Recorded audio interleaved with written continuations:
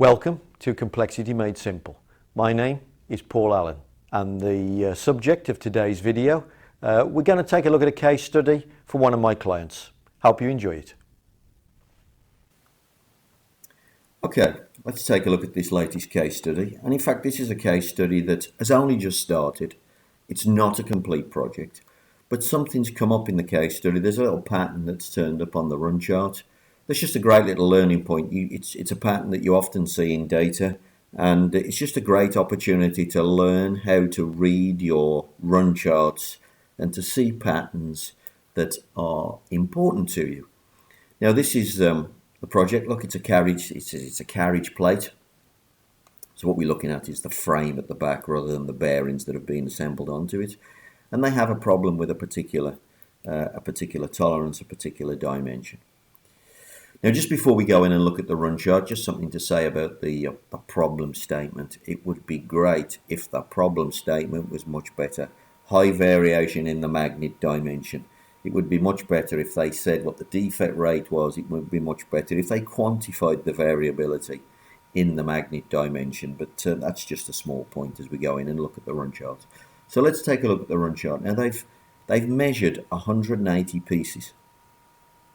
And this run chart's come up. Now, I haven't put the tolerances on here yet. I'll do that for you in a second.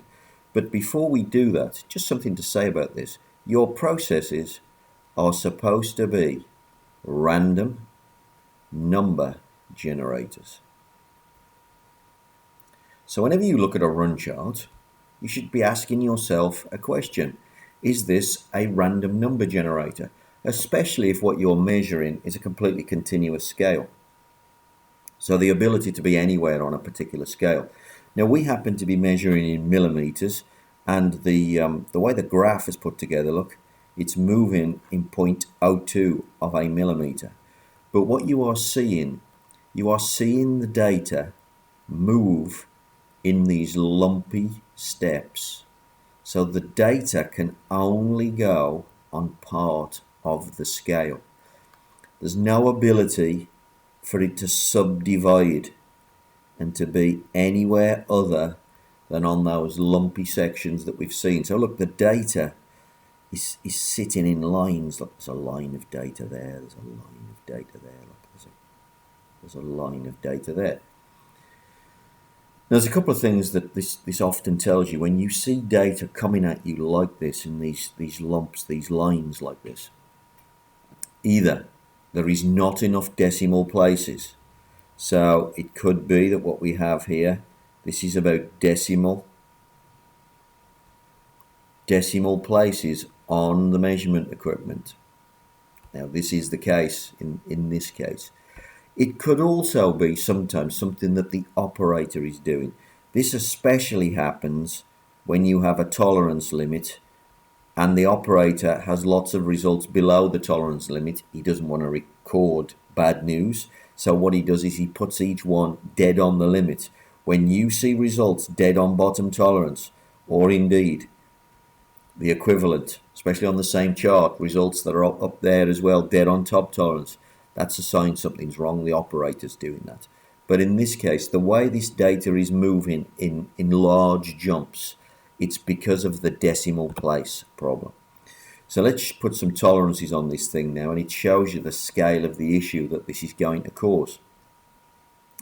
Clearly, we've got a problem because we've got lots of variability. So we have a problem that we've got this natural variability here. This is how big it is. It's not going to fit inside the tolerances, whatever we do at the moment.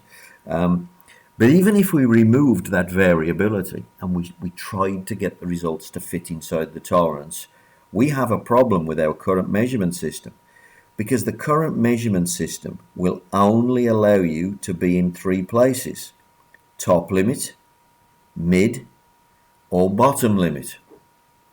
It doesn't allow you to be on a scale inside those two red lines.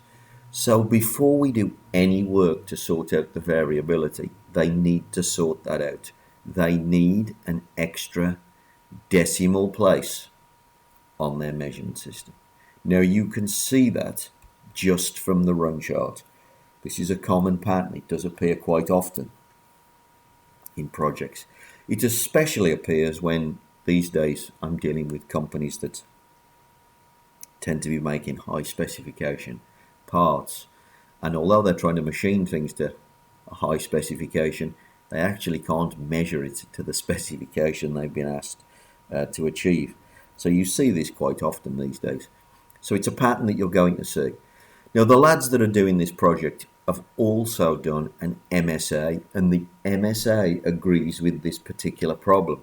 So let me show you how the MSA agrees with the results. So if we go down, just scoot to the measurement system result. The resolution, it says the resolution is at 3. What does that mean? Well, it means this. If they tried to draw a histogram, they would only be able to see 3 columns on the histogram like that. It's not enough columns to see the distribution properly. The minimum this needs to be is 5, because with 5 columns you begin to see the distribution appear. So this thing here, which should be at a minimum of 5, is agreeing with the pattern that we're seeing on the run chart. Now, there's work to be done. They've got to sort out the measurement system. They've got to sort out the variability in the process. It's a relatively straightforward thing to fix, to be quite honest, and I'm sure the lads will fix it quite quickly. But they've got to sort the measurement system out first. But it was just a great opportunity to show you a pattern that appears on a run chart quite a lot, and it's telling you something instantly. It's also a point that, of course, you wouldn't see that in the data. So if you just looked at the data set, it's unlikely you would see that. In fact, it's impossible that you would see that pattern just by looking at the data. So it's making another great point that you really should put data onto run charts, put data into other pictures, draw pictures with the data, see the patterns, and then you'll learn something about your process very, very quickly, and then you can put it right. Draw patterns, learn something about your process. Well, I hope you found that useful. If you've got any questions about that topic, or indeed anything to do with Six Sigma or Lean for that matter, give me a call and I hope to hear from you soon.